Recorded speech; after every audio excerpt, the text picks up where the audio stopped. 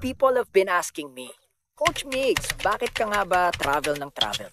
At ito, i-reveal ko na ang reason why I travel so much and what it reveals about freedom. Alam mo, itong lesson na ito ay pwede mong matutunan from personal mastery, from kingdom design, and the privilege of conscious decision making. A lot of people think that it's for the site. Some people think it's for the story. Pero, itong totoo, I travel because I can. Gets mo? The real question isn't really about why do I travel. The question that I'd like to share with you is about why I'm able to travel this way.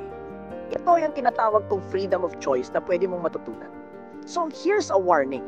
A lot of people live their life based on survival, not based on preference. By survival, not by stewardship.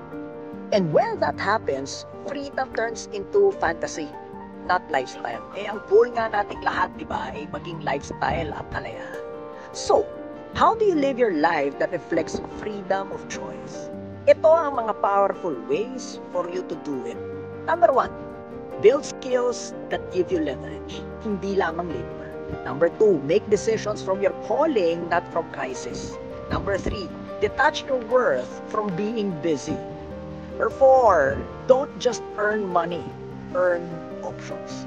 Alam mo, kahit si Jesus traveled not to escape but to expand. He chose places, people, and purpose. Kaya naman ikaw din. Travel because you know you could. I travel because I know I can. So that you can expand and hopefully you can build your life.